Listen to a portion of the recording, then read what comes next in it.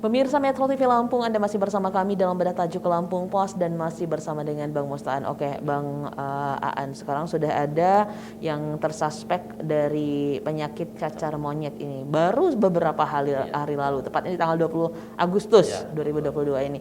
Nah, Bang Aan, itu berarti memang pintu dari internasional gitu ya, pintu gerbang internasional dari luar negeri Indonesia memang harus diperketat. Tapi tetap masih ada yang terjangkit dari penyakit cacar monyet. Nah, jadi seperti apa sekarang kita membicarakan pintu penghubung antar daerah ini, Nah Bang? itu, artinya kan gitu lagi.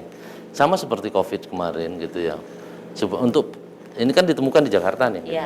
Agar tidak tersebar ke daerah-daerah lain, itu memang harus diperketat di pintu-pintu masuk antar daerah yang misalnya. Nah misalnya kalau di Lampung yang paling dekat lah setelah Banten ya dengan Jakarta itu. Di Bakahuni, gitu, di Bakahuni, kemudian di Bandara Beranti ya, Beranti Raden Intan Beranti, itu harus benar-benar ketat. Tapi memang jangan lupakan bahwa 3T itu tracing, treatment, and tracing, treatment dan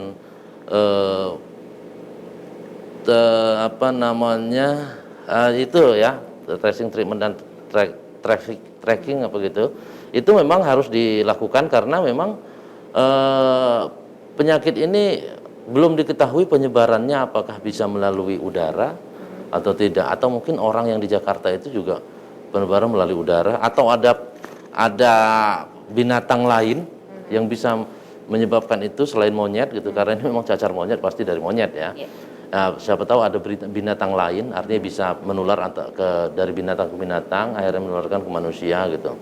Nah ini memang harus semua diperhatikan. Tapi memang untuk pemerintah Provinsi Lampung sendiri harus daripada kecolongan, dan lebih baik benar-benar diperketat di jalur-jalur itu. Artinya memang kalau sudah ada orang-orang dengan gejala, mungkin gejalanya kulitnya merah-merah atau suhunya tinggi sama seperti COVID-19, itu memang harus ditepikan, diperiksa secara medis dengan alat-alat modern gitu, artinya ketahuan, jadi tidak menyebar ke masyarakat luas. Oke, jadi memang dari ciri-cirinya itu terkena cacar monyet itu adalah demam tinggi dan juga bintik. Keluar bintik ya. Keluar bintik. Itu yang baru itu ya, baru dikeluarkan oleh pemerintah itu. Makanya harus waspada itu karena ya COVID-19 kan seperti itu juga ya. Iya, oke. Nah, lalu Bang Aan, bagaimana Lampung Pos Bang Aan sendiri melihat kesiapan dari penanganan di rumah sakit? Ya, itu rumah sakit. Di rumah sakit juga karena memang sudah menangani COVID-19 dulu ya, artinya mereka sudah punya pengalaman. Tinggal bagaimana pihak rumah sakit untuk menambah ruang isolasi khusus. Kalau kemarin itu ruang isolasinya COVID-19, ini harus ruang isolasi cacar monyet gitu ya. Artinya kan gitu. Kemudian juga jangan dilupakan adalah bukan sekedar rumah sakit. Peternak atau pemelihara hewan, misalnya kebun-kebun binatang, itu yang mereka memelihara monyet, itu juga harus waspada juga ya. Kalau memang hewan peliharaannya terkena penyakit ini sampai kemudian menyebar ke manusia gitu. Karena yaitu apakah sekarang belum terdeteksi apakah penyakit ini bisa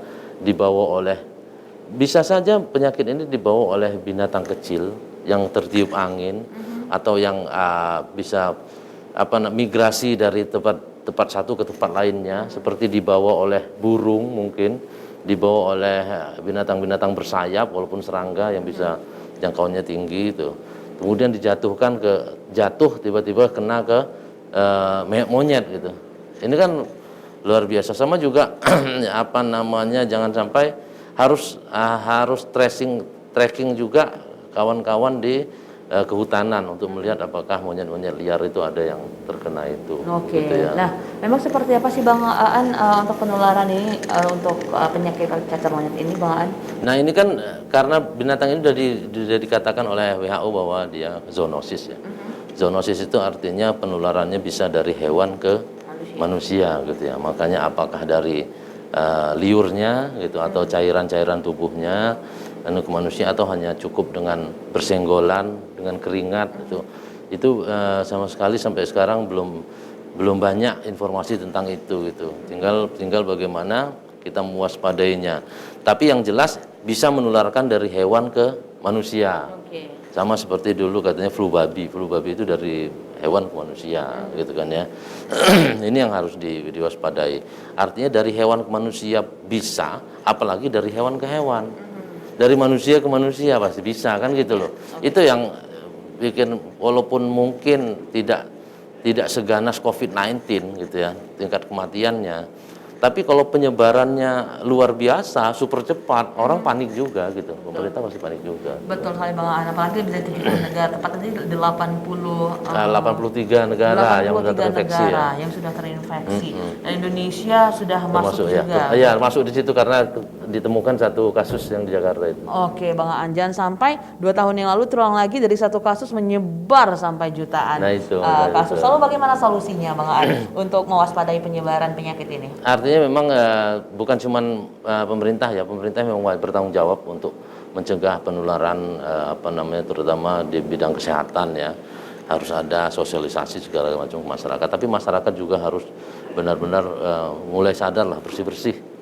Kemudian cuci tangan lagi-lagi menjadi salah satu cara untuk menjaga protokol kesehatan. Pakai masker karena siapa tahu dari udara.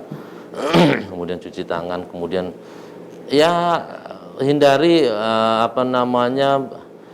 hewan-hewan yang sekarang yang teridentifikasi bisa terkena cacar monyet itu gitu.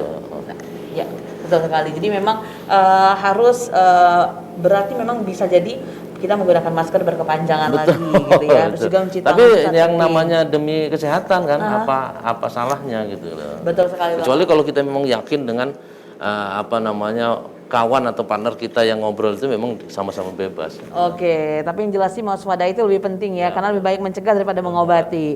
Oke Bang Aan, nanti kita kembali untuk membahas training topik apa saja yang 3 platform Lampung Pos lainnya. Pemirsa jangan kemana-mana karena kami akan kembali sesaat lagi, tetaplah bersama kami.